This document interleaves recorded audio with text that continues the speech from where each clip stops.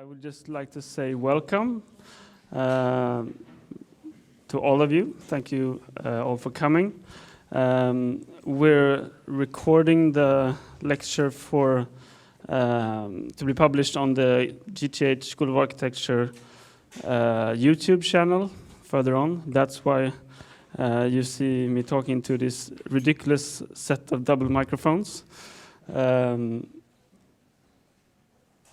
But now we're here, and before I introduce tonight's speaker, I would just like to say that last time we gathered here, we listened to a presentation of the design of the new school at the KTH campus, and we've asked Dorte Mandrup to share some thoughts of her work also on architecture of learning or architecture for education.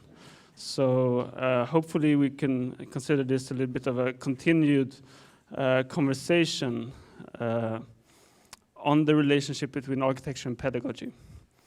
And we'll return to that subject further on also in coming lectures after the summer. But without further ado, let's welcome Dorte Mandrup, Danish architect. She has run her own practice for a while, and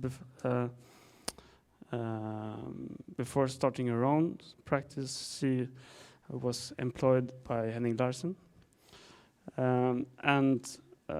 Architecture of learning for all ages has been sort of a continued interest of your practice already from the start. And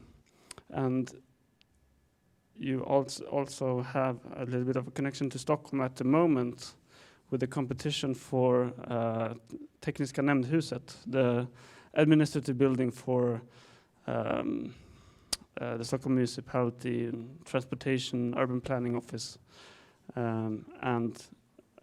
It's our Director of Undergraduate and Master Studies, Jesus Esposito, who invited you here. Okay, so please, the floor is yours.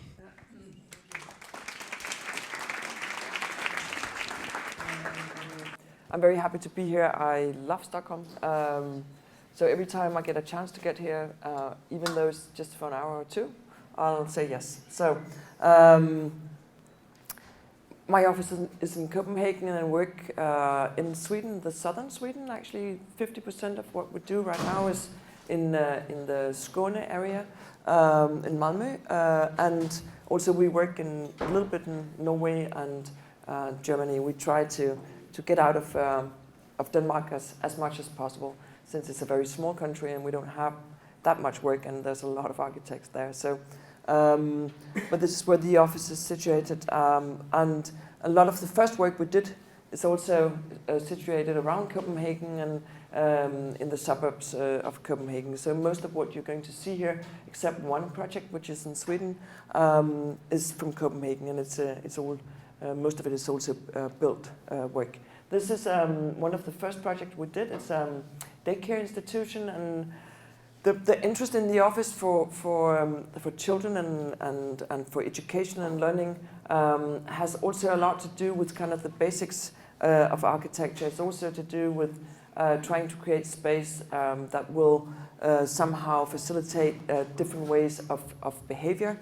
And of course you need not only to move, but also to be silent and to be reflective and so forth. So we're not kind of promoting movement as the only way of doing architecture, but it's part of doing architecture for children is to challenge and to make them make it possible to move in between whatever you're doing. So this first daycare or second daycare institution we did, mainly the daycare institutions in Copenhagen 10 years ago, 15 years ago, was kind of done by the authorities with their kind of local architects, and there wasn't paid that much attention to daycare institutions because they needed to be cheap and they needed to build them fast, and there's this guarantee of the municipality that they will give you a daycare placement in a daycare institution before the child is 1 year old. So sometimes they have to do it very fast as well.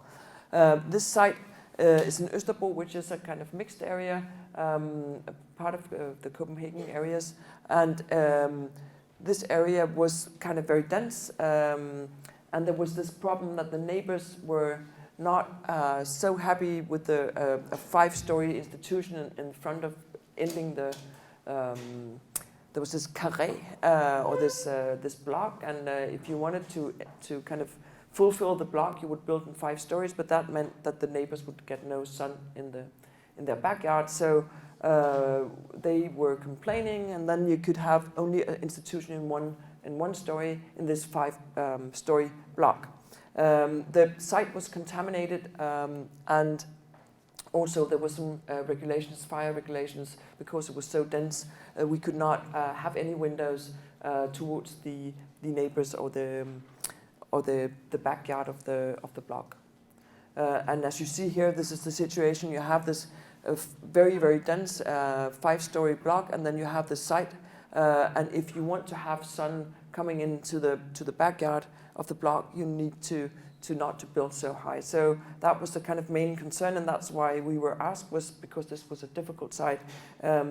They would ask real architects to try to build it. Otherwise, somebody else could do it a lot cheaper and a lot faster, I think. So this is kind of part of the basic studies that we always do, which is kind of the sun shadow study. But this was particularly important for this site. Then, of course, with the contamination of the site, there was a gas station there before. You would have to put a lot of money into cleaning up the site.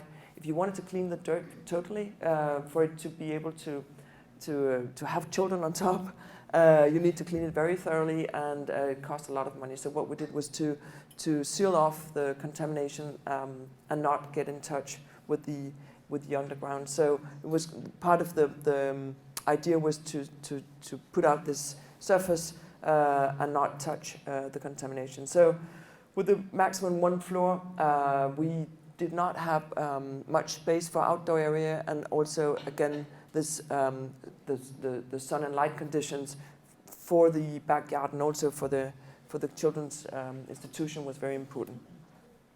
So since the program was big for 3 group rooms, it was taking up all the site area in 1 floor. So we needed to put the outdoor areas, which needs to be the same on top of the roof, and then in order to get light into the building, we did this cutout or different cutouts to get courtyards and outdoor areas on the terrain, but also get the daily sun into the institution.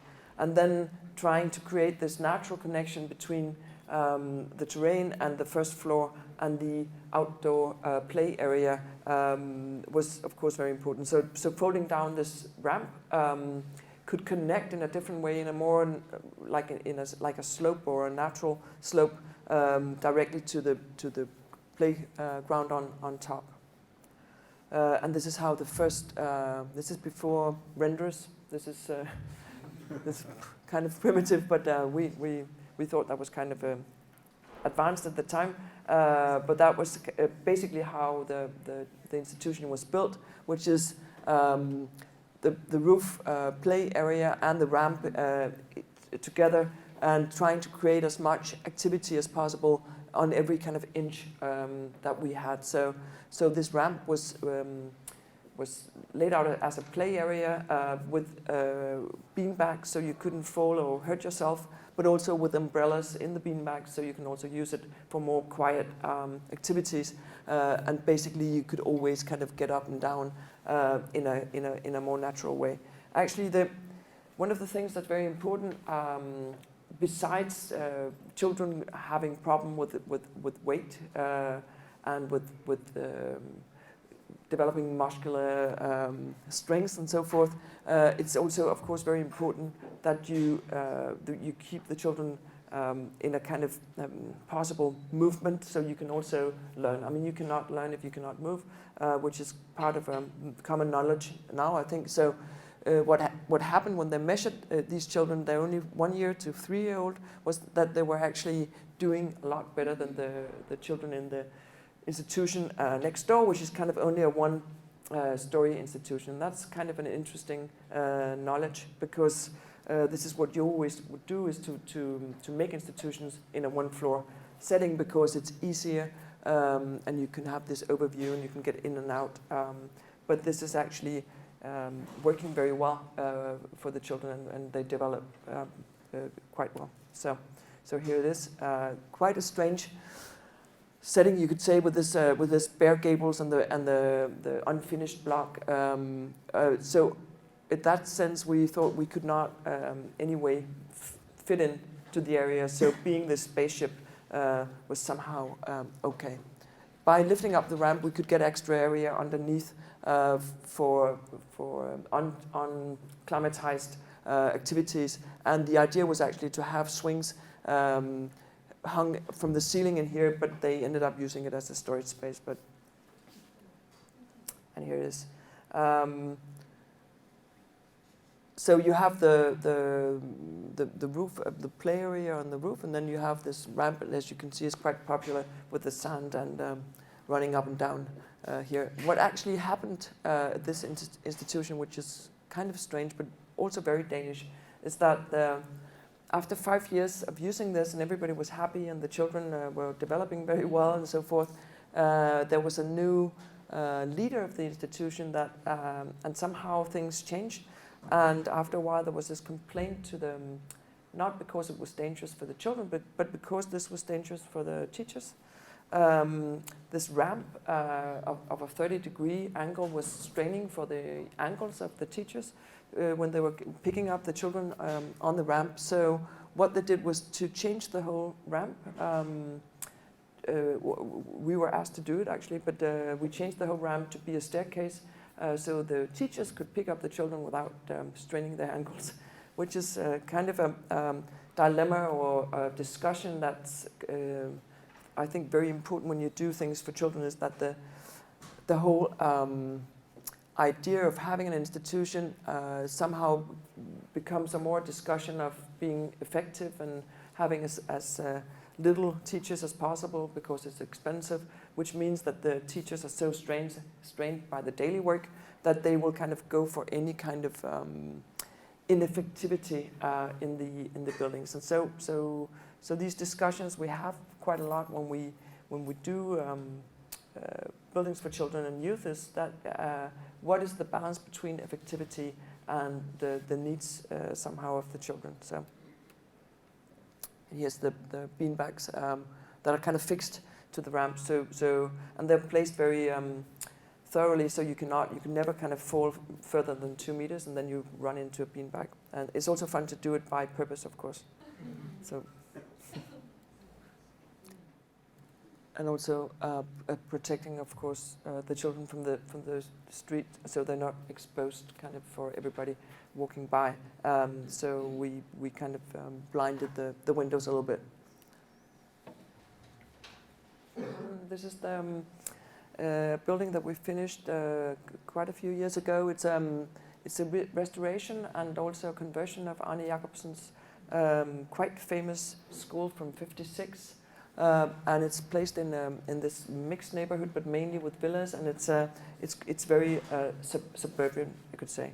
When Arne Jacobsen, well, this is the picture of the school when it was finished in '56, and when he did the school, it was really revolutionary in the Danish school history, you could say, because it's only the scale of this school is quite different from every other school that would be known at the time, because you have only a one-story. It's more like villas or more like small homes that you put together, and every little home has its own garden that it shares with the next little home. So bringing down the scale and somehow making school a homey place was a whole new way of thinking, and also of course the very effective structure that you have with all the specialized rooms out here, and all the hallways connecting only in this direction. And Arne Jacobsen was so rigid that he would have all the hallways only have doors to one side, so you can get out to to the left-hand side, but not to the right-hand side. So everything was kind of very orderly and very effective, but also very humane. With this very beautiful and very nice scale. This is a famous section, and as you can see, it's structural in a way you can continue the school forever if you wanted to. So this is half a schoolyard, and this is the classroom where you get directly out into this small courtyard that is private and shared with the next class, and you get all the daylight in, and still you have this very low scale and very beautiful connection to the courtyard. And this is the common schoolyard, also in 56, as you see. There's not much activity, and actually when we came in to do this work, we wanted to change this a little bit, but since it's a listed building, we were not allowed to do that. So we brought it back to the 56 state within here.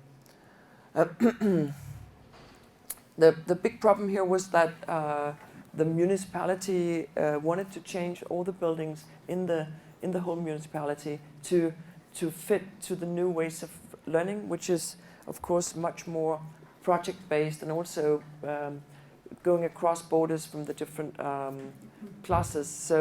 So having this very strict structure and only having classrooms and specialized rooms were not the greatest because you could not send out like a group of children doing a project, or you could not work with different groups because you needed to have more spaces and smaller and bigger spaces to be able to do that. So the idea in I think it was in 2001, they hired a set of architects to try to change this sort of strict structure in the school. And what they did was to somehow kill Arne Jacobsen, maybe too much, by covering some of the courtyards and making diagonal movements through the school. And the discussion was very kind of heated in Denmark, and the cultural minister said, well, you can't do that. It's a listed building. You cannot change anything. So when we came into this project, they've been working on it for like 5 or 6 years, and everybody was very tired. So I think we had a good sitting there because it was sort of easy with this tired mob of people that been fighting and so forth. So what we started doing was just to look at the structure to see if we could do something without changing the main ideas of Arne Jacobsen's school, but by doing small changes, which was mainly the program, could rehabilitate the school and somehow be able to teach in the new ways of learning. So basically what we did was to take the after-school facility into the school, and by doing that, getting more space for everybody during the day. So and by changing small things like putting a small sliding door in between the classrooms, you could use these rooms together. Also when you did project work. And then we took the main thing was to bring in the MediaTech, the library, into the middle of in the heart of the school instead of in the back, so you could bring back life into the existing school. And then we very sort of quietly suggested that you could go underground, and by doing that, you were not touching Arne Jacobsen's work, but you could still somehow connect what was there. So you have these satellites out here, and by connecting them underground, you could get a much better flow in the school in this direction also. And by connecting the courtyards and taking Arne Jacobsen's doors only going left to the left side, also mirror them and go to the right side, you could actually get through the buildings in this direction, which you couldn't do before. So very sort of simple things to do, but I think it has changed the school a lot and the way you use it, because this big empty hut that you had before, this aula, is now very much in use, and the children also go there in the afternoon, or they go there in between classes, and you can do different stuff here, mainly finding media. Yeah. So the idea was with this listed building, was to touch Arne Jacobsen as as lightly as possible. So by using his detailing when you're above ground, and then as soon as you got underground, we regarded this kind of the terrain as being the border between the listed and the non-listed building. And by twisting these courtyards down on this is the detailing above ground, and then it's the same proportion as the Arne Jacobsen courtyard, but then by twisting it, when you get down, you get a much more fluent open space underneath here that you could use for different project work. So it was kind of making a supplement to the existing school and the structure up here to make a much more fluent and open space, which is more like a laboratory that everybody can use, and you're connected by the hallways. All the hallways are connected to this space, and you could use it as a supplement and also as a teaching space down there, and which is much more about restoring. We also added the specialized spaces, physics and chemistry, and the school kitchen, and some PE, some physical education, a dance, and weight room that all needed a lot of installation, which is not so great for 56 very sort of subtle detailing. So by doing that down here, we could save the old specialized spaces from having ducts and ventilation system and so forth put in. And here you have this. This is the kind of a famous section in the hallways that you have this this release and tension and release theme where you are really kind of compressed, and then it opens up towards the courtyard, and also the ceiling is kind of opening up. It is very sort of dramatic somehow to move along these hallways, and the idea was to make a feeling when you get underground, that instead of having the feeling of getting underground, you would feel that you were kind of released and more going upwards to the sky than going down into the basement. So that was the main design idea, in the feeling of moving along these hallways and getting down to the basement.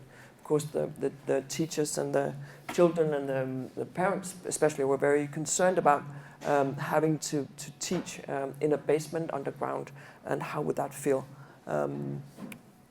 So we did a lot of studies, and mainly when we work, we do a lot of studies in physical model, which is a lot easier than it's a lot easier to judge scale-wise, and also it's a lot easier to see the kind of conditions all around when you do physical models. So we do that a lot, and then we parallel do, of course, the 3D modeling. But this is a much easier way to work, is to work with the physical model.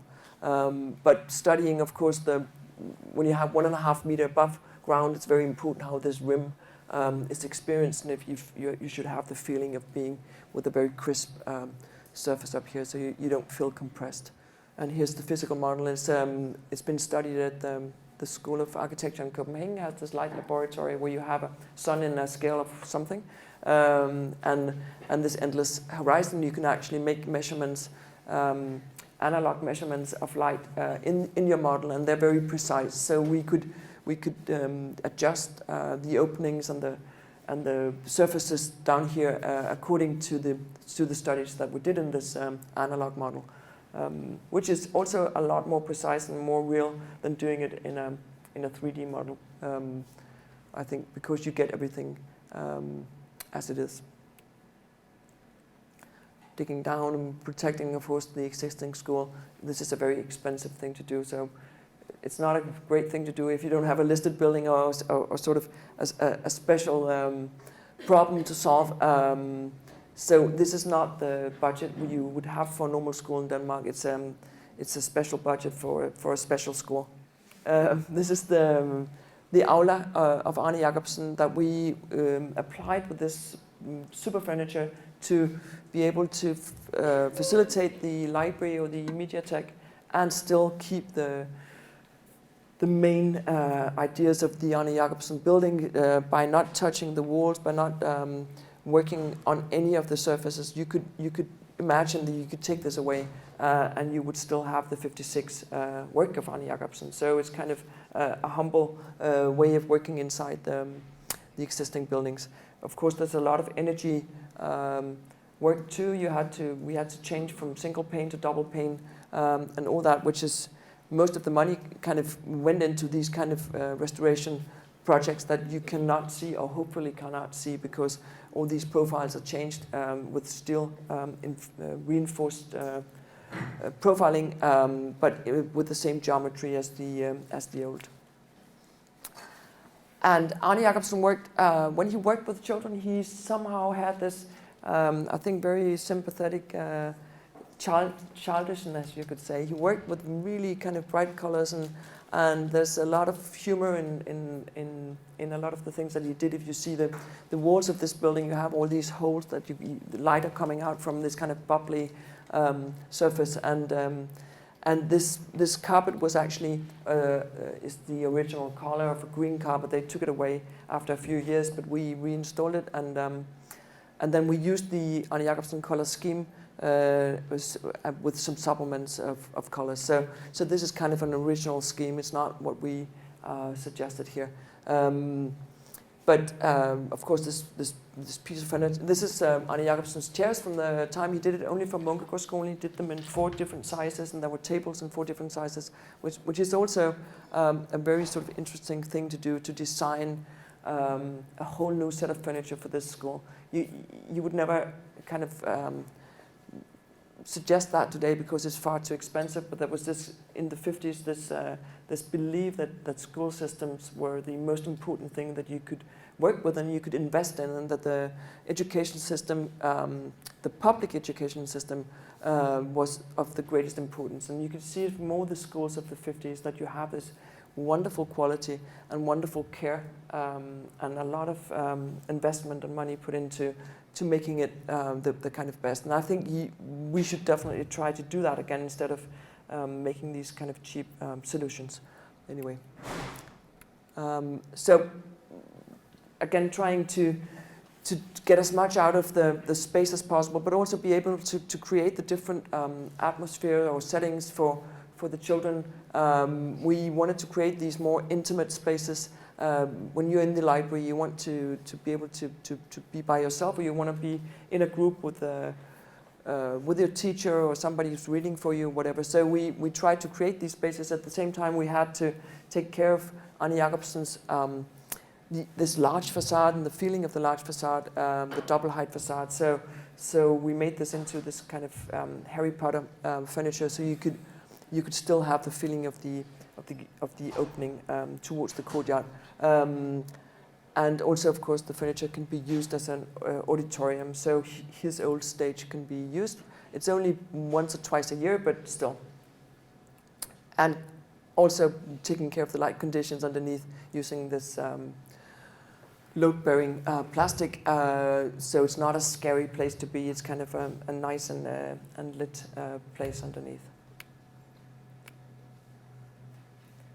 This is the old school, and this is the beautiful designed staircase of Arne Jacobsen with this very kind of dark floor. And this is also the old wall, the old colors.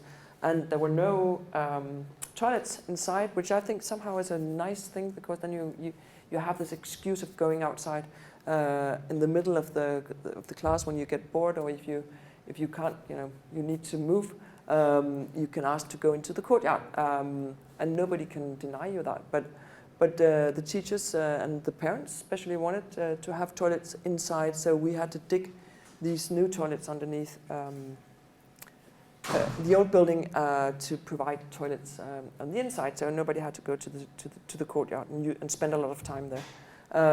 And somehow to make this a nice place to be. I think everybody remembers being locked into a toilet and be put up to us in a wet sink or something of the older students in the school. So we made the space a co-ed, both for boys and girls, and also you can always escape. There's 2 routes out, so which is kind of a small thing, but it's also an important thing that you feel safe everywhere you are, and you're not, when you're in the basement toilet, you can always escape. And this is an Arne Jacobsen wallpaper that we rechanged and resized and rescaled and used as floor and wallpaper. So here's the courtyard with the kind of quiet detailing here and the same proportions, and then you move downwards and you'll have a different spatial feeling here. This is more the restoration. Everything was brought back to the old colors and so forth. It's not so much to do with education. The lamps, the Munkegårds lamp that is now in production, that was produced for this school as well, and the old glass roofs and so forth.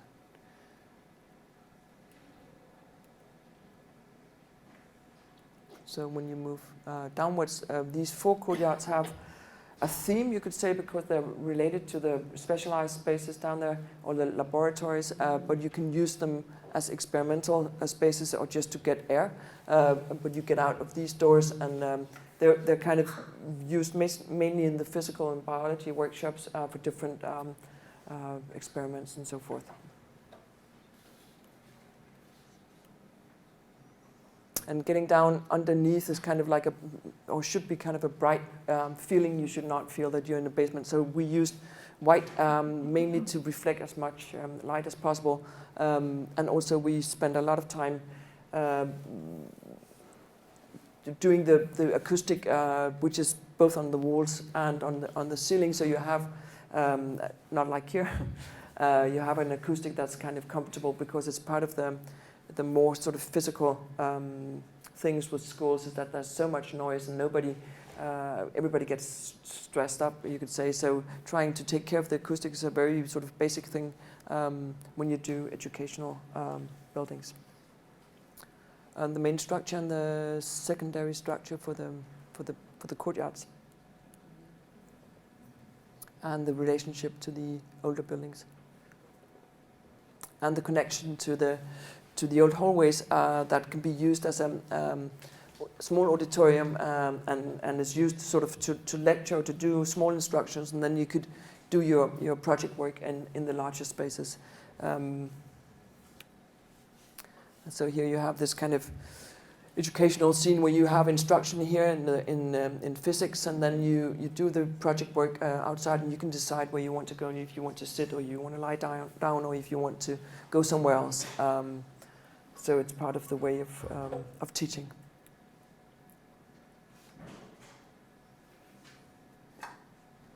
So mainly it's just one big open space with furniture that you can move around, but it's still kind of big enough to make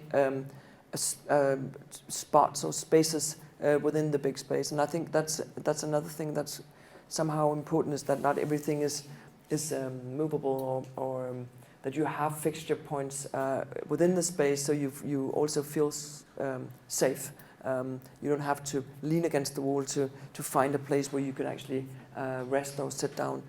So we try to make these furniture always as big as possible and as kind of quiet, you could say, or not too whimsy, because you somehow in these larger spaces need to have places to rest where you could feel at home. This is the laboratory feeling. Even though it's very white, it looks kind of sterile. You can wash the floors with a water hose, and you have all these ducts along the wall, so you can actually do experiments. It's not supposed to be this kind of white and clean place. The common kitchen, it's not like here in Sweden. I think you have this great relationship to food, and you have a very nice relationship to lunch. Everybody goes and eat a hot lunch during the day, and in Denmark we have this we have these small little packets that you bring from home, and you would eat it somewhere, and it will smell all over, and it's not really civilized. But we have this discussion, should we have school food, and it's not really done yet. So what we did here was to do this common kitchen that everybody could go down and cook if they want to, but you can also use it in the education. When you have project work on South America, you can go here and make empanadas and so forth. And so yeah, it's part of the open space. Whatever. It's Chilean, right? Yeah. And here you have, just some work and some don't, you could say.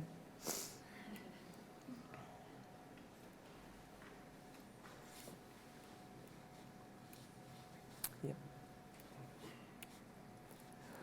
This is another educational building, but also an after-school facility, and it's also a sports hall, and it's kind of a mixed-use building on a very difficult site in a suburban context with villas and somehow this is a lot about scale and bringing down scale from this big sports hall in one end and to the children in the other end. And it's about creating intimate spaces and also to make a space where you could move around and feel at home, so you're not kind of surveyed or people can't see you everywhere. So it's kind of there's all these kind of enclosed spaces where you could hide or you could do stuff that the grown-ups don't know or the adults don't know about. But this is kind of a railroad situation, and you have a very noisy road here. So we needed also to create spaces where we had not so much noise, or we were protected against the noise. So making these spaces outside here was very important. Otherwise, we had to build a wall here, which was not a very nice idea. But here we have to have a wall because the noise is so great. So this is kind of the sports hall broken down into these three long buildings, and then they kind of they break and they open up and they come down into scale when you go to the children's end here. Here you also have youth and a youth club in the afternoon, different workshops, and then you have the sports hall, and you use it together in the daytime, and sometimes in the evening you use it separately. So lots of different uses and lots of different children. It's also a very big institution with children from 5 schools in the area. So the idea was to make all these smaller houses and smaller spaces in connection with the outside spaces as much as possible, and then to make this central heart space where you always have the possibility of meeting a grown-up if you needed to talk to a grown-up. You know, they will always be here, but then you can kind of sift off through these different staircases up to different spaces on the top floor and also over here. So it's kind of a maze somehow, but very soon the children learn how to use it, and they feel very much at home. Here you have the top floor, and every room is always in connection to another room. So here you have this kind of double height space, so you're always in connection to the next one here, so you don't feel secluded. And here you have a dance studio in connection with the sports hall, and some different wellness studios and so forth. IT cafe in connection with the kitchen. And this is how it looks like. Kind of monster in this villa. It's not really liked. I must admit it.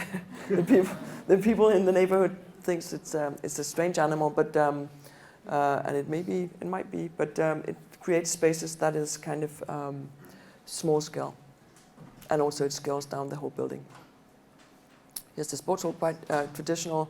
Daylight is of course important, and also a difficult thing to attain, because most of the sports freaks will not have daylight in there because they think it's going to be blinding, but it's not if you diffuse it enough, of course. And here's the kind of downscaled end of the. It's more like a small village.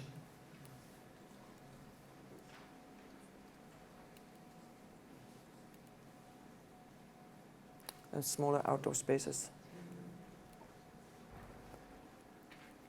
Wardrobe. And this is the heart space in the middle, where you have this connection to all the spaces and can always get down. You always get down to the heart space from all the other spaces. And the kitchen. When we do buildings for children and youth, we always make these kind of smaller spaces where you could withdraw, because this kind of Scandinavian institutionalizing of children is somehow very stressful, you could say, because you're always together with somebody and you're always somehow controlled. So making these possibilities of escaping and being together with your best friend or not being controlled by anybody is an important part of when we do buildings for children.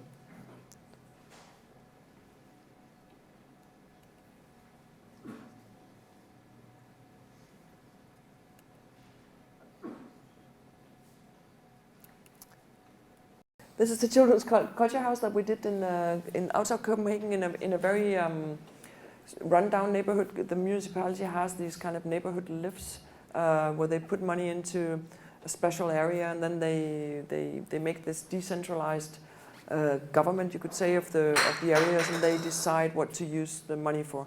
And this area, Amagerbro, decided to use quite a lot of money on this area called the Culture Point. This was an old small culture house. This is just some institutions that doesn't have to do with this. You have a small theater, and you have a rock concert place, Amagerbro, and by connecting that with a new plaza, and by kind of restoring this place, they suddenly got a new cultural place in town. And then they wanted to have the world's first children's culture house, which is different from the institutions by its people come here, or the children come here to learn about art and culture, and by performing art and culture. And it's not like a place you go because your parents don't have time, or in the afternoon or something like that. You actually go here to learn, and you have professional artists to educate you. So it's a lot different from kind of an after-school facility where you're more you just have to have your to do something to make time pass. So this is kind of an active school for culture for children. Yeah. Is it the city that runs it, or who runs it? It is the city that runs it now, but actually there was this, of course, as there always is, these people that are burning and engaged and everything, and she had this small private place with children where she only with 2 rooms for a long time, and she actually initiated this whole thing with the municipality, but also with some foundations. So the building is half founded by the Lower Foundation, which is an important foundation in Denmark, which is the money from the lotto goes into this foundation, and they spent a lot of money on changing the sports facilities from being competitive to being for everybody, and to push the borders on how we perceive doing sports. So they've been mainly doing that, but they also paid for half of this building. So it's been a long time on its way. It's been 7 years on its way from the first sketch, and it opened here last year. But the main idea is also because the site was so small. We only had this very small site that you can see here. And you have a building in 2.5 story here and 6 stories over here, and we somehow needed to explore all the square meters that we could explore here, without kind of jeopardizing these small buildings. So the main idea here was to use all the space that we could, but still taking care of the neighbors, of course, by pushing down. So we connected just the gables and pushed down to make the afternoon sun come into the neighboring backyard here, which is the main spatial idea. And then, of course, trying to make this quite small house as compact as possible, to inspire the different activities going on, let them inspire each other, so you could see what's going on, and that the children could somehow see what was going on from from the entrance space and somehow get inspired was also a very important idea. We did this workshop with an artist and the children, and we did several workshops to try to understand how this house should be connected and how it should be, the disposition of the house was mainly done with these workshops where the children would work directly with the cardboard and so forth, doing models, but also explain a lot about what the feeling of space and how would they feel comfortable. And so we broke it down into these more sort of natural themes about the openness, or the beach, and the possibility of being able to overview everything, of the cave and the small spaces where you could feel safe, and so forth, which is basically a children's thing in this house, but it's also something that you could discuss, of course, if you do educational buildings or buildings for adults, because this kind of basic feeling of architecture and space. So this is also some of the ideas and the talks that we had with the children about being able to sit down wherever you wanted to, and being able to of course to connect, but also being able to move around. So the main structure in the house is this movement where you could always move somewhere else if you want to, but you could also rest and you can also contemplate. So this is the main staircase on the mountain, which is the larger part of the house, the 6-story part of the house, which is connected with this big staircase that's also supposed to be a gallery or place where you can exhibit your work. And you have this connection to all the studios that are enclosed, but they're also interconnected visually. And underneath this big moving staircase, you have all these smaller spaces where you can hide, and there's a small library and small spaces, so forth. Yep. Another thing was a performing space. We call it the space of possibility, which is more like this space where you by using different furniture also can move. It's big enough for you to dance and to do performances. So it's mainly a performance space, but you can change the space, and they use it for all kinds of stuff down there. There was not money for that. That's a roof garden. And section. Of course, getting daylight into the workshops, but also having connections. Getting as much space as possible by digging down. This is not there, but this is the kind of space of possibility where you get some daylight in it, but you also get enough height, ceiling height for doing stuff. The physical model is quite complicated, as you could see, the geometry.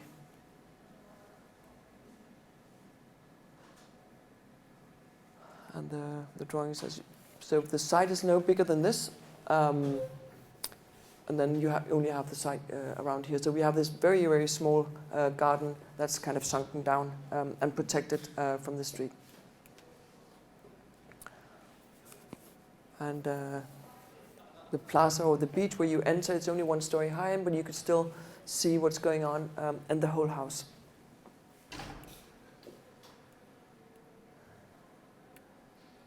And this is the render.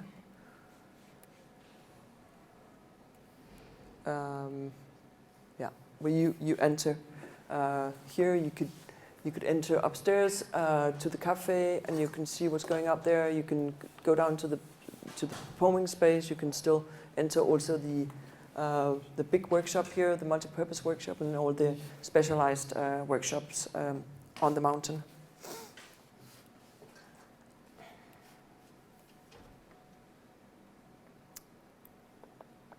And here it is. When we did this, the energy requirements changed a lot. So we started up with having this very open house with this garden on top.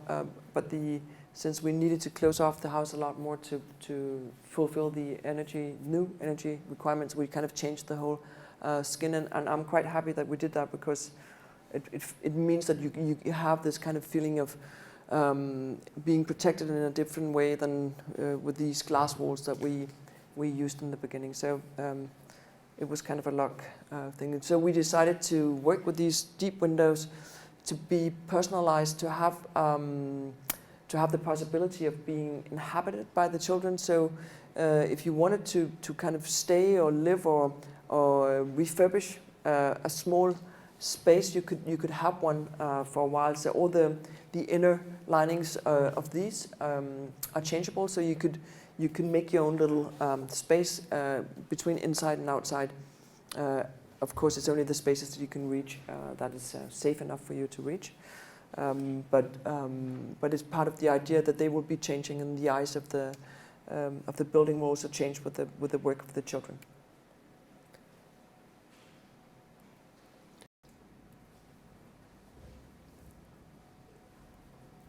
And here's the beach, or the entrance area, which is open, and different things can happen here. And they would have maybe a gallery there, or exhibition, or so forth.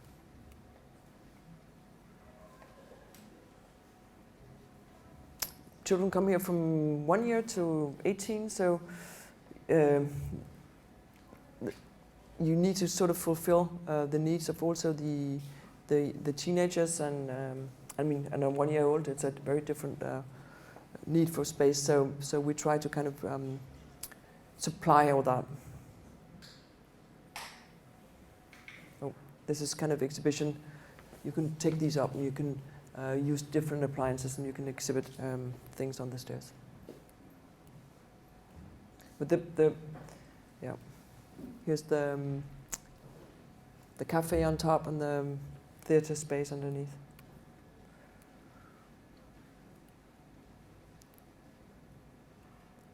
Making these smaller getaway spaces.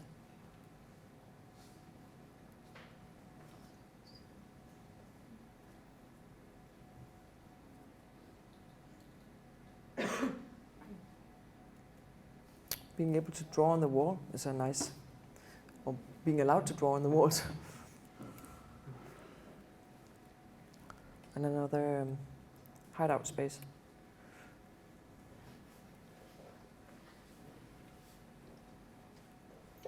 Connection between cafe and performance space. And this is the multi-purpose workshop.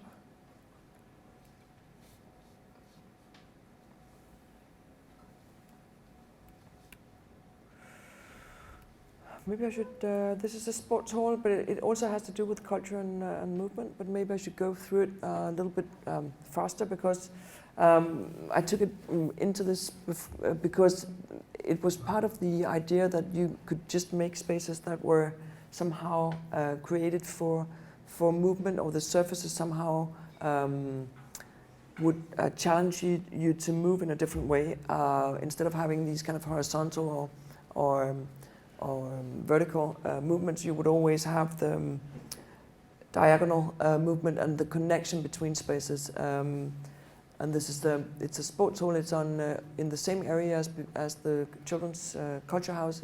It's a competition we won a long time ago.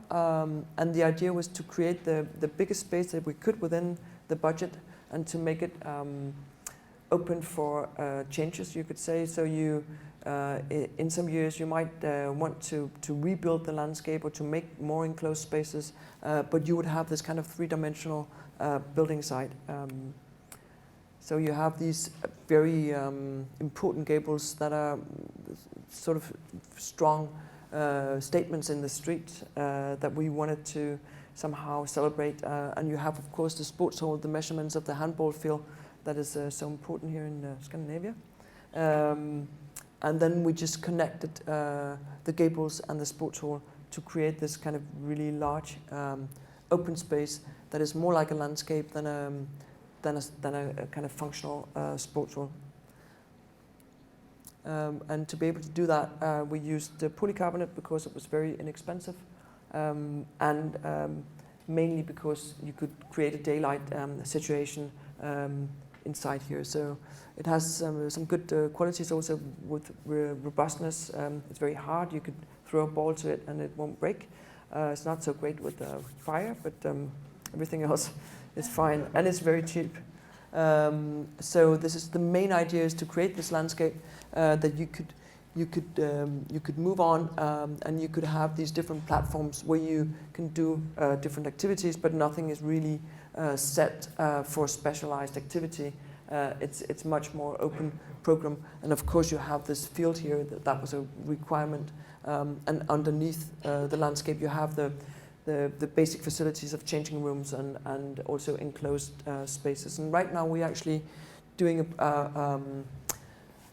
a project where we fold up the landscape even further up. We get some more enclosed spaces up here, but still with these open platforms. So somehow it does work, and we do have a three-dimensional building site here. Polycarbonate has also nice light qualities.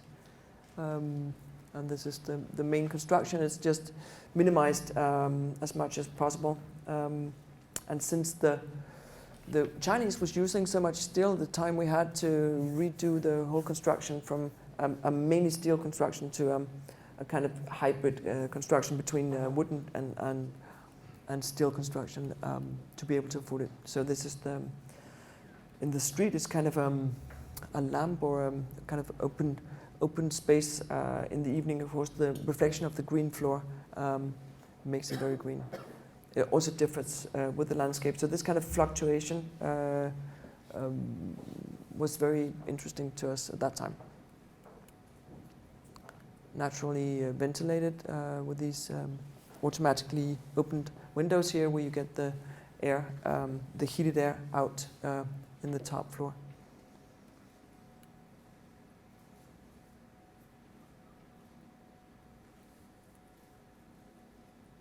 Also creating as much space for the inner courtyards again. And here's the sports field. And these surfaces are really used.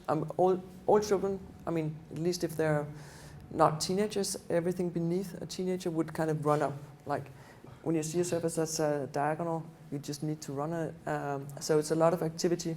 If mom and dad is playing or doing something here, you have the children doing something on the surfaces here. It's not a spectator seat, it's more like a hangout space. Or you could leave your stuff here. There's no lockers or anything in this space. Daylight.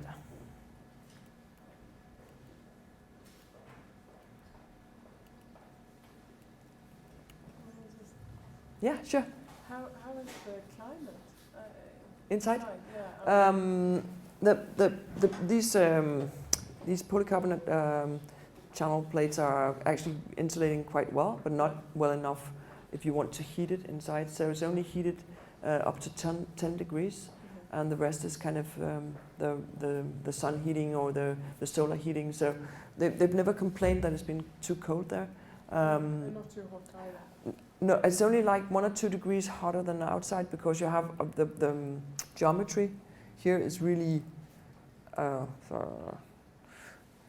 it's very good for natural ventilation. You take in the air here, right, and then everything is, the hot air is kind of going up into the towers, and then it gets out. So I mean, if you had a different geometry, maybe it wouldn't work so well. But the geometry helps a lot. This is it's kind of a multi-purpose building too. It's also about movement. It's also about using the building on the inside and the outside. And it's a stack. It's a cultural house, but it also has a sports field on top and a climbing wall, and also has a skating ramp. And it's all about stacking activity and connecting them, so you can use them together and separately. This is all about sustainability, so I won't go into that. It's a suburban place, and it's in a new kind of neighborhood. So making this this building, you know, so you could see it from everywhere would be kind of natural. It's also a common cultural building. So we wanted it to make as little footprint as possible to be connected connecting to the outdoors because the site was very small, and also be seen from far away. And then the building was created somehow to be also a sculpture that you could use for different activities. So yeah. So how small is the footprint? the footprint is the whole building is only 384 square meters. So the footprint is, I think, 60 square meters, something like that. But as you can see here, you have a connection. This space can be opened up to the outside with this kind of kiosk wall with gas patroner. And then you can enter here if you're handicapped, or if you want to take the elevator or the staircases, you can enter in the bottom floor. Otherwise, you can enter up here. So you could use these activities separately. So this house is kind of very compact with activity, instead of being only used for one thing.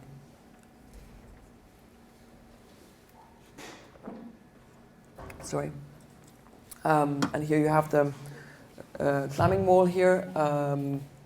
You can use it with an instructor.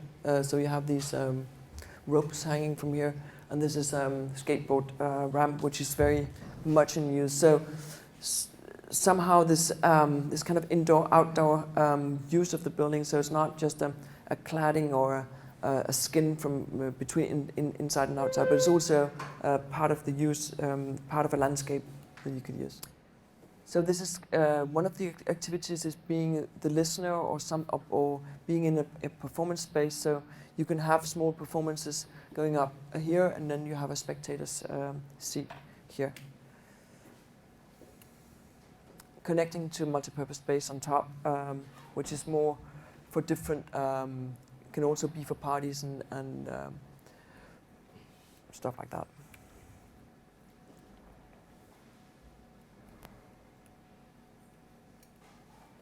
Detailing.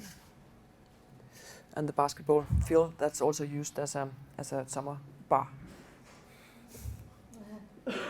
So this is a children's institution in Rå in Sweden, outside Helsingborg.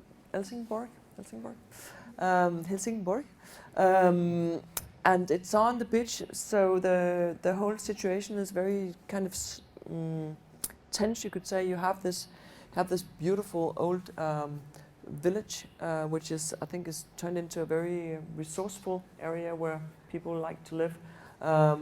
You have the water out here and the beach, and on that beach you have this old school as the only kind of monolith building that is placed on the beach. You have these small fishing sheds also, but otherwise it's kind of the only big building on the beach. And there was actually an allowance to build a forskola in connection to this old school.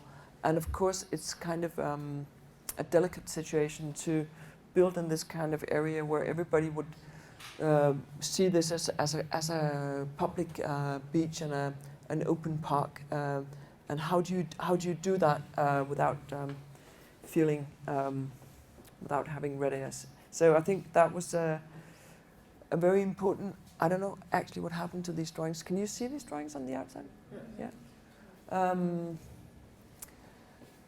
But the idea here is to somehow be as subtle as possible and be part of the landscape, so we don't take more than we give. And the main idea was to combine these fishing huts, fishing houses from the old village, which were all placed in a way so you could protect from the wind and protect from from the wind that comes from the west. So somehow making these huts hide into the landscape would be was part of the project. And also this time it's also been a long time on its way. It was 2006, I think, we started the first sketches, and it's been through this whole overclocking system you have in Sweden, which is kind of a long, takes a long time. 2 times it was through the whole thing, and when we finally started to to build or to do the project drawings, the energy requirement has changed a lot, and also the expectations of the climate changes had changed. So from being 2.5 meters above the water, we needed to be 3 meters above the water, which was 0.5 meter that we had to take within the house because we couldn't go higher because the detail plan said so. And also the whole idea of having these kind of inner courtyards that were half a house here, we couldn't do because the energy requirements said that we couldn't have so much glass. So we took kind of a quick decision and covered the inner courtyards to make these kind of larger common spaces. But that was kind of part of that. But I think the Swedish way of doing daycare institutions or förskola is very what can you call it? It's somehow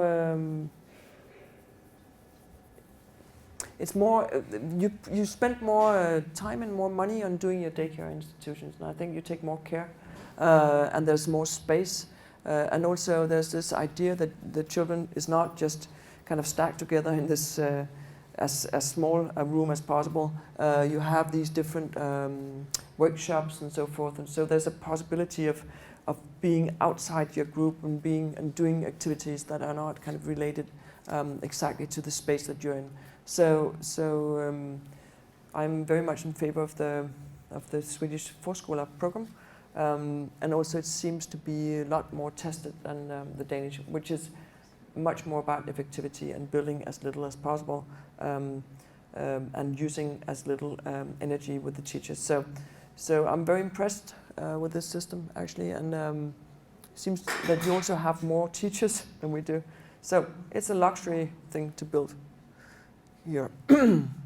Anyway, so this is the main idea, or the main plan of this building was, the idea was that you could walk on the building, so we didn't take away any land from the rest of the city, but there was some concern that people would fall off the roof or it would be dangerous, even though we wanted to, of course, to have railings all over. And I was there the other day, and there were lots of children up there. Of course, they just climbed the fence, and they. So maybe it's more dangerous, not allowing than allowing and having a fence. But that was the basic idea, to be able to walk on top of the institution, also for the public. And now it's more enclosed, you could say. And this is kind of the night thing. You have the group rooms sort of surrounding these common spaces or workshops, ateliers, and then so you have these kind of more lower, denser spaces for more intimate spaces, and you have these bigger workshops that are. So you have the difference between the small spaces and the big spaces, high ceiling spaces. And the day situation. This is going to disappear, but we moved the landscape, of course, these 1.5 meter up, so you kind of cover part of the building, you could say, and make it somehow blur into the landscape.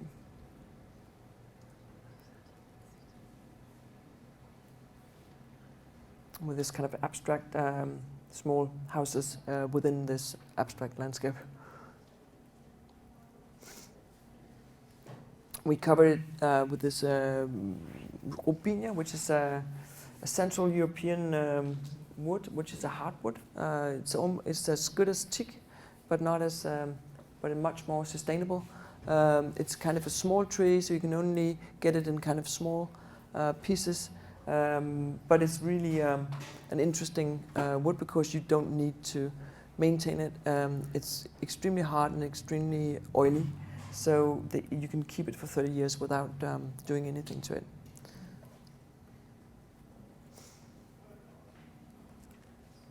Yeah.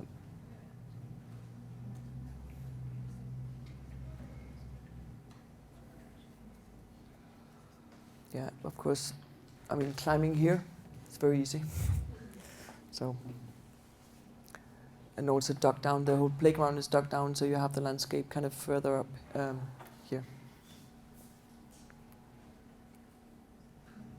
And going to the entrance, you can go from each side, and then it's connected to the larger school. So you have the connection with the teachers and from the school and from the Forskola.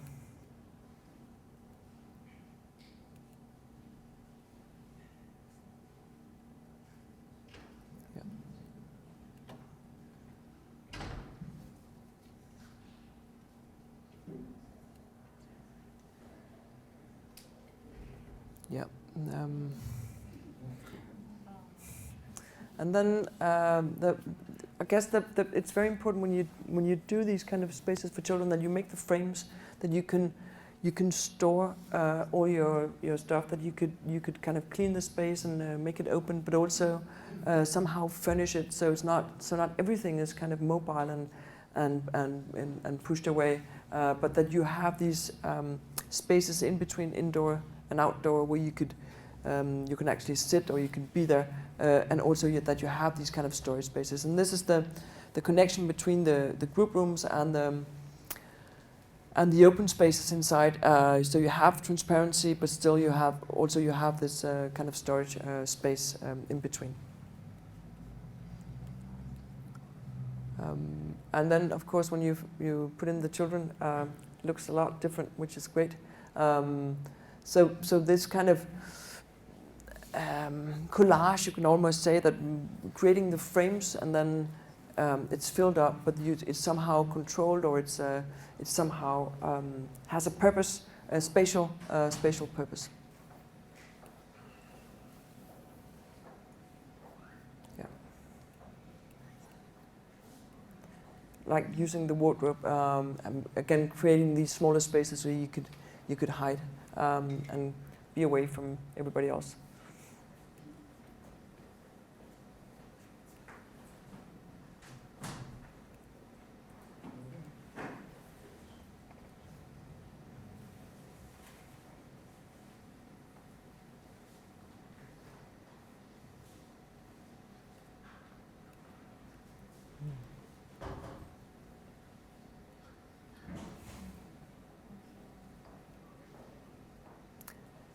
Also being able to use all the spaces that you have to be economic somehow, that you take care of spaces to sit and kind of be, even though it's just a wardrobe.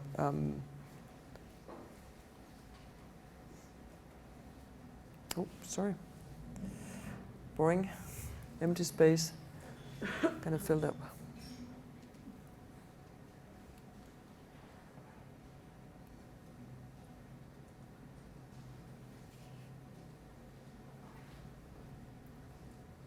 Yeah, so I'm almost finished. This is more like a plaything. This is a tower in Aarhus. It's also about movement and somehow about public space, you could say. It's a platform in Aarhus. It's kind of a Vartegn. I don't know how you call that in English, but it's kind of a mark on the new harbor in Aarhus. It was a competition that we did together with or against Big and 3XN and Smidhammer and Larsen, and the competition was making a tower that could only have this very, very small foundation here, because this is an old crane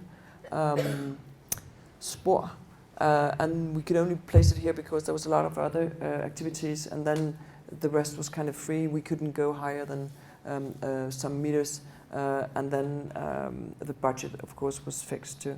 So the idea here is this is the placement, of course, to find this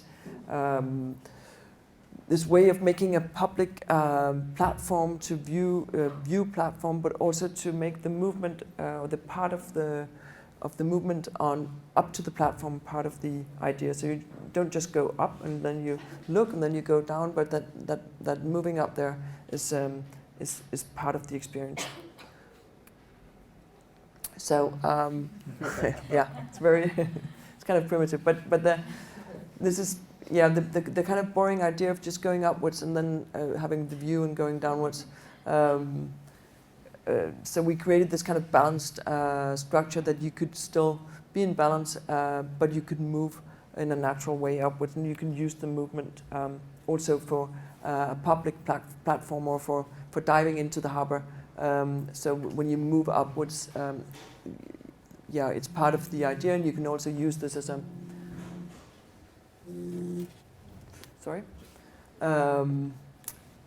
as a view platform. Also, you need to be protected from the climate. Of course, Denmark and Sweden is not the greatest climate all year round. So, being there and still being protected, also from the sun sometimes, and it's somehow being able to construct this in a harbor way. So it's a steel structure that is kind of a piece of sheet steel that we weld in a factory for ships. And you can sail it into the site, and you can jump it down on this very small foundation. That is the basic idea. And of course, these holes make the steel lighter upwards, so which the engineers now are doing a very sort of advanced calculation on, because it's both the balance and the structure, of course, but making it as light as possible by opening up towards the sky.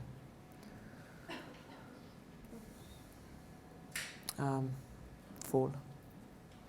And this is a nice thing, because this is the engineers that actually kind of got into the project so much, and sometimes you don't see that, but they've been really into it. So they made this model. Thank you. Yeah, thank you.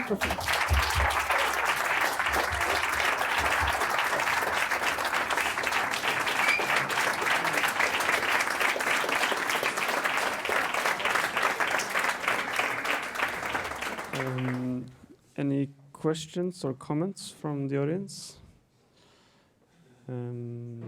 Yes.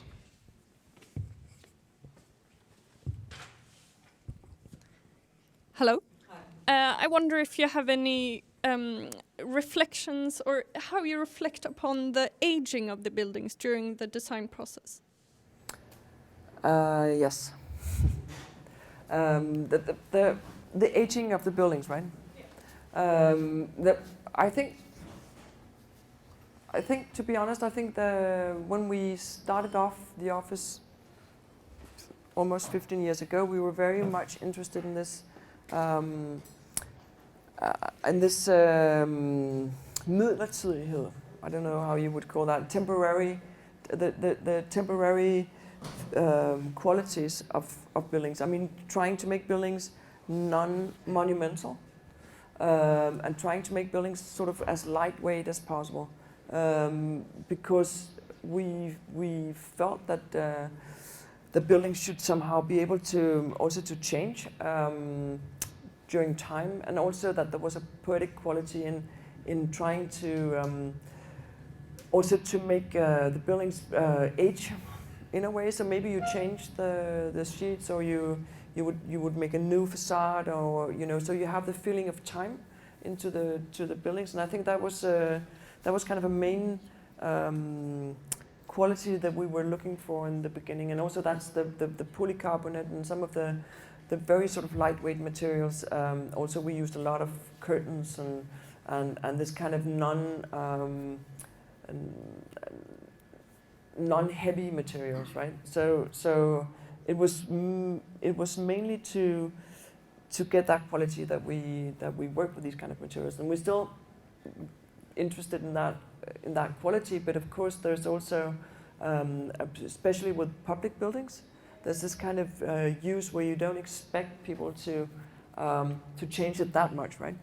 And sometimes I think some of the buildings that we did, we revisit, and we kind of we can be, you can be sorry that it's been too changed, or that people don't use it sort of in a more sort of in a softer way. So I think now we are a little more not into robustness as heavy materials, but we might look into more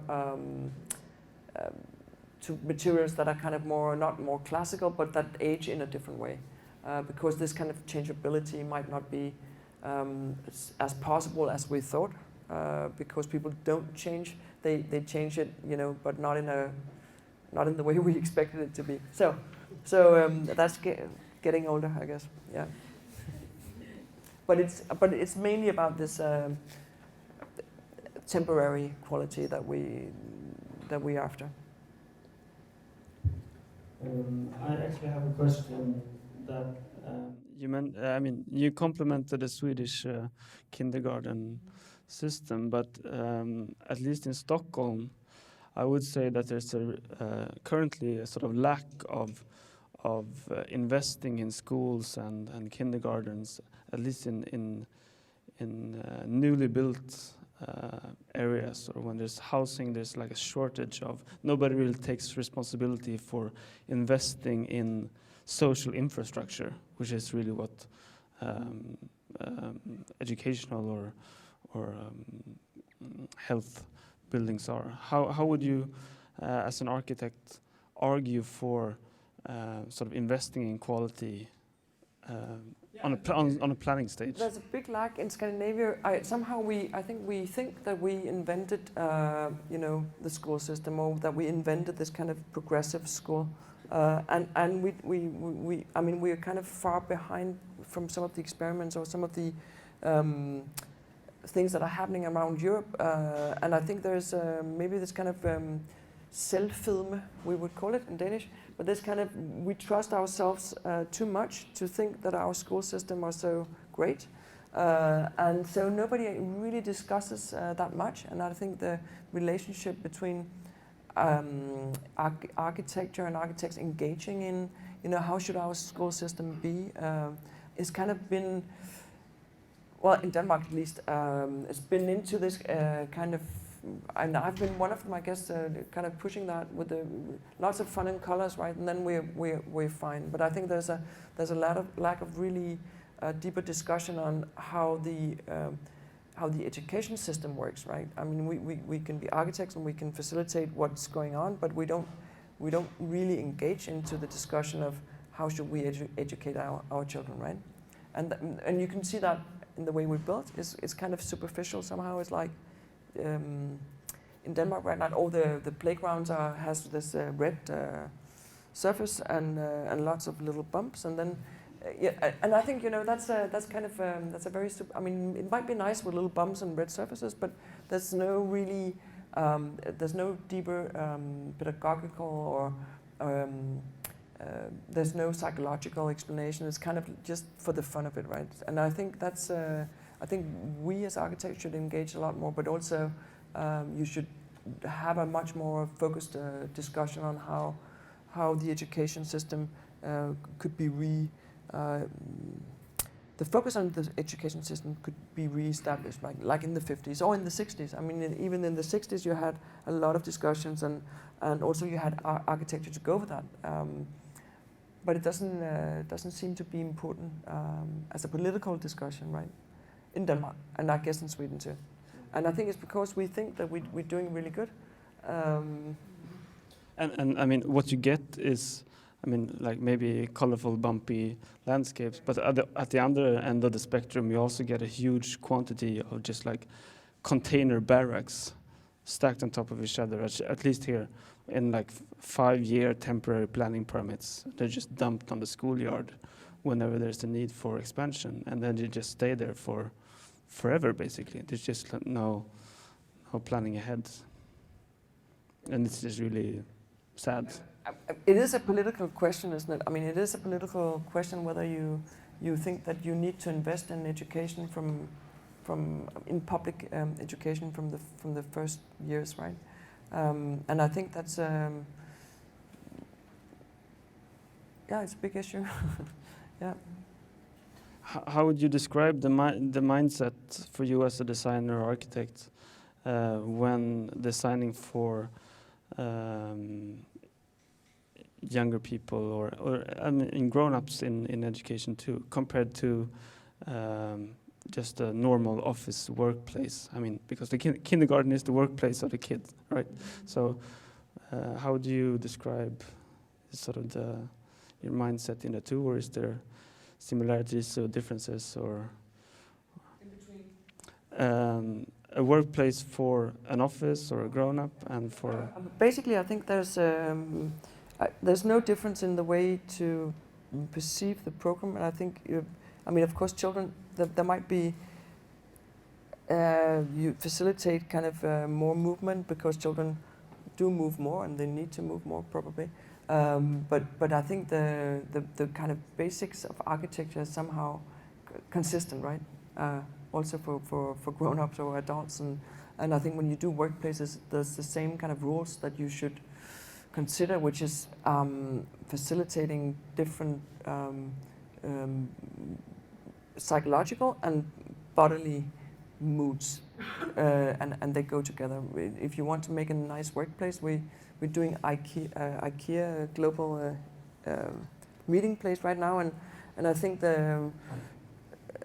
being effective in one way and cheap, of course, also or economic, but then sort of rethinking what is the needs when you really want to not just performing, but also if you want to go to work and you want to love it. What do you need? And one of the things that they talked a lot about was to make this kind of garden situation where you would work on the outdoor, not as a gimmick, but as part of the daily life, is that you would go out and you would work outside, or you would walk, or you would have meetings, or you would and I think that's somehow a very basic thing if you want people to feel good about their work, is to have this possibility of feeling the freedom of going out, but also, I mean, the physical thing about getting fresh air and walking and moving, and you work better, right? So this kind of, it's the same with children. Okay. Yeah. Yes. I have a question regarding if working with those kind of projects you showed here today, even though I know you work with different projects, but if this has been a conscious choice, or if like one project have led to another, and if it has been a conscious choice, if why it has, if it's because of it's kind of a laboratory for playing with the spaces and playfulness, and that you have more like means to work with than say like an office building or a shopping mall or whatever. Of course, it's much more fun to have to legalize this playfulness. When you work with children, people don't ask so much why. Why do you have to climb up and hide? And of course, it's part of it. Like you say, it's part of the motivation is to be able to actually do a series of spaces that is much more kind of underlined, you could say, or the basics of the emotions of architecture is kind of more enhanced, or you can do that more enhanced. But I think also it's very much about you do the first and then you get the next one. So, but we are interested in. I mean, also we started studying. I mean, we didn't study a lot about it before we did the first one. But then, of course, you start studying because then you get interested, and then you, then you get some knowledge, and then you get, you get better. but it's not a conscious. I mean, yeah. Short follow-up question. And do you think this has working with a lot of those kinds of projects, and when you do like a huge office building, which is an adult community, but which has common spaces like Tekniska Nämndhuset competition in Stockholm, do you think it has affected your mood of thinking, even for adults and the needs of adults, to have the same kind of various spaces and scale and niches to be secluded and so on? I think it's basically it's a very core thing in what we do, is to work with this kind of the differentiation in spaces and in series of spaces, and the sort of diagonal connection and so forth. We also do that when we do housing and I guess it's about what is it about? I don't know.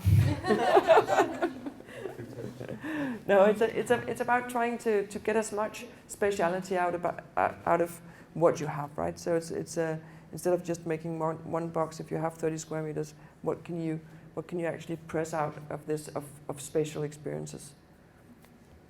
Yep.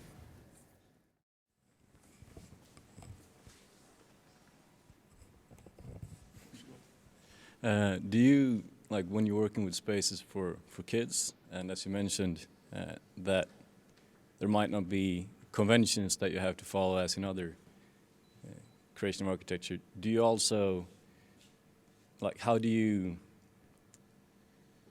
like, sort of critique your own work with that? Do you ask the kids, or also like, yeah, or also like try to get new ideas from the kids and maybe see how they misunderstand your spaces that you create, or do you learn a lot from the kids, like doing your work and bring it on to your next project? It's a great idea, I think. I mean, to actually make a more organized asking the kids afterwards. And maybe that's arrogant. I mean, I don't think you really get the chance of doing that organized, but of course you could start a research project, and I think that's very interesting. Because you always ask the grown-ups, right? How is it going with the children? And they would say, oh, they're doing really well, or the grown-ups would, it would be the grown-ups or the adults' view on how they're doing. But mainly when you ask the children, they say, hey, I'm doing. I mean, somehow they adapt very easily, so they might also say that with a terrible building, right? So I think making an investigation into that would be. You would have to do that very scientifically, not just to get happy kids. But it's very interesting, I think. And you could also ask: is the municipalities around? I mean, in Denmark and Sweden, that are changing the schools and rebuilding them. Are they actually doing any research afterwards? How did it work? Did we get more concentrated kids, or did the kids? It seems like there's not much research afterwards on anything in the school system. I gotta say, I found it real interesting what you mentioned about the slightly sloping angle really enhanced kids' like physical abilities quite early on, which was I mean, if you have a staircase, or if you can jump from somewhere to somewhere, that would happen, right? I mean, so these kind of very simple things you don't need to research on because it just happens. You can, or if you have a big space, they will run, or if you have if you have a staircase, they will climb. So it's a, but I think like you say, how do you actually research on how does it work? Interesting, a good PhD project. It reminds me of something I think I've heard you say before about the responsibility of an architect designing first impressions for people. Mm-hmm. So in a kindergarten, the door you design, or perhaps more the corridor you design, might be the first corridor they've ever experienced. And it might also be a reference for them spatially or in their memory for the rest of their lives. And do you know what I'm getting at? That's sort of how do you think around that very sort of acute situation? I think that, I mean, maybe also relating to the other question is that there is a need for a discussion on that, right? I mean, because there is dilemma, or there is always a balance between safety and experience, or safety and challenge. Can you hurt yourself when you do things? But you can also have wonderful experiences by doing something dangerous. You can have a surface that's totally easy to clean, but you can also have a surface that's not, but is very. You can smell the wood, or So there's always these kind of balances between effectivity and danger and experience, or sort of sensuous experiences with children that I think is more important than with grown-ups, because we're kind of shaped. But I mean, since there is a big responsibility in shaping children, and since we are having institutions and we use them a lot, this kind of responsibility should be discussed more, that we prioritize that. You know, that you should have a sensuous experience, that you could smell, or you could, and then you prioritize that above hygiene or safety, or, I mean, that you could really go into these more detailed discussions on how do we do it. It's not just about making red wobbly surfaces or a nice green color. It's also about the sensitivity that you enhance, or the experience that you kind of put into the memory of children for a long time, right? So, what did I conclude on that? We should discuss that more. Okay, anyone else?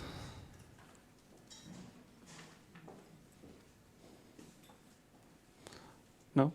Okay, then I think we'll say thank you once Thank you again. for listening.